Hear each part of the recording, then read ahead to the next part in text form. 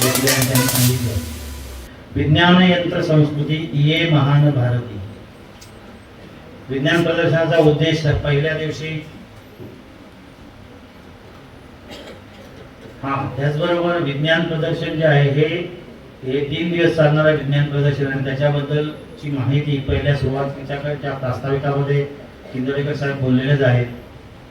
National education policy 2020 नुसार स्टार्टअपना महत्व आहे आणि हे स्टार्टअप जे आहे ते स्टार्टअप कुठून निर्माण होतात, म्हणजे छोटे छोटे उद्योग जे आहेत ते उद्योग हे मुलांच्या डोक्यातून आलेल्या ज्या कल्पना आहेत त्या कल्पनामधून ते उद्योग निर्माण होतात आणि त्याला प्रोत्साहन देण्याचं शासनाचं धोरण आहे.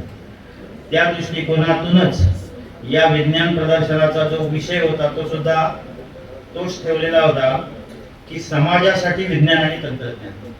आपलं जे विज्ञान तंत्रज्ञान आहे त्याचा वापर समाजासाठी कसा करता येईल, त्याच्यासाठी आपल्याला काय करता येईल. छोट्या छोट्या आपल्या आयडियाज ज्या असतात त्या नॅशनल लेवलला सुद्धा त्याचा संशोधन म्हणून गौरव होऊ शकतो. याचं उदाहरण मागे मी इथे सुद्धा बोलताना एकदा दिलं होतं की आपण सध्या स्टॅपल वापरतो. हे स्टॅपल वापरत असताना त्या स्टॅपल मशीन जी आहे त्या मशीन मधले स्टॅपल संपले की आपल्याला लक्षात येत नाही, मग आपण इकडे तिकडे शोधायला जातो, मग आपल्याला ते जमत नाही. मग एका विद्यार्थ्याने काय केलं होतं की स्टॅपल मध्ये ज्या आपण पिना वापरतो त्या पिनांमध्ये 5 पिनांच्या अलीकडे एक त्याला कलर लावून ठेवला.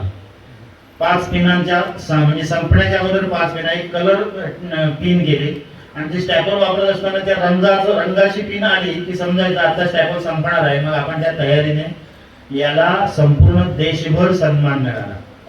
अशा अनेक स्टार्टअप आयडियाज आहेत आणि या आयडियाज आपल्याला कुठून मिळतात तर या आपल्या जत्रा आहे, विज्ञान जत्रा. आता आपल्याला माहिती आहे आपल्याकडे दिवाळीनंतर गावोगावी जत्रा आयोजित केलेल्या असतात आणि त्या गावांमध्ये त्या सगळ्या जत्रांमध्ये दशावतारी नाटकांमध्ये संकासूर असतो.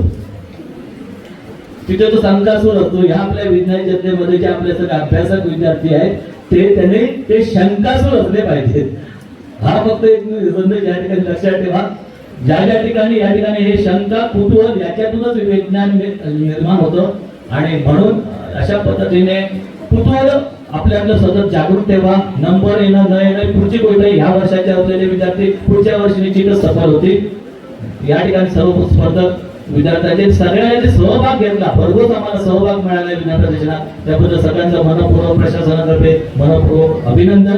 आणि महत्वाचं म्हणजे ज्या यजमान शाळेने आपल्याकडे या प्रशालेमध्ये हे विज्ञान प्रदर्शन संपन्न झालं आणि त्याने आपली अतिथी देवो भव ही जी संस्कृती आहे त्या संस्कृतीला साजेसं असं या आदरणीय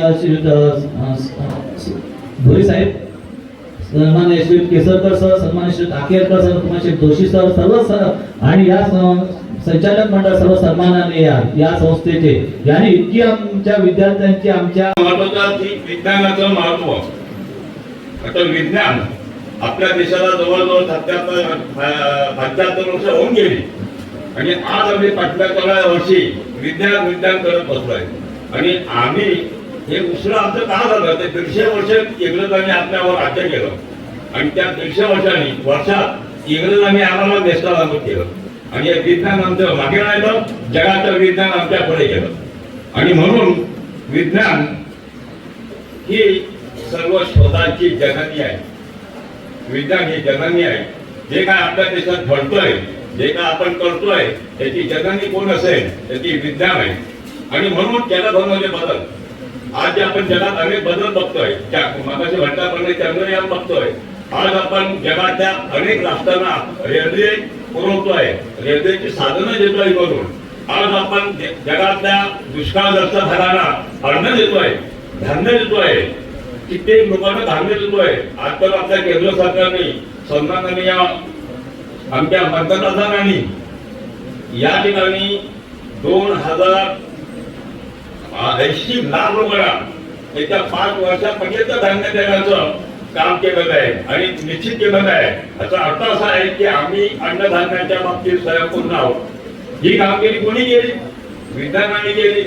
हे विज्ञानामुळे तिला शेतीमध्ये जे बदल झाले त्यामध्ये नवीन खतं आली, नवीन सेंद्रिय खतं आली किंवा भौतिक खतं आली, वेगवेगळ्या प्रकारची खतं आली आणि शेतीमध्ये जे काही शोध झाले हे विज्ञानाच्या माध्यमातून झाले. आज आपण पाहतोय की आज आपला देश हा शेतकऱ्यांचा आहे. 75% लोक आपल्या ग्रामीण भागात राहतात, 25% लोक शहरी भागात राहतात. पण ग्रामीण भागाचा विकास झाल्याशिवाय शहरी भागाचा विकास कधी होणार नाही. एवढी आपली ग्रामीण भागात गावं आहेत की त्यांचा विकास होणे ही आज काळाची गरज आहे. आणि ज्यावेळी आपल्या शेतीचा विकास होईल ग्रामीण भागात. आमचे दिवसभरातले सर्व अपडेट्स, ताज्या घडामोडी आणि थेट लाईव्ह पाहण्यासाठी सबस्क्राईब करा, लाईक करा कोकणचं नंबर 1 महा चॅनल कोकण 7 लाईनचं YouTube चॅनल.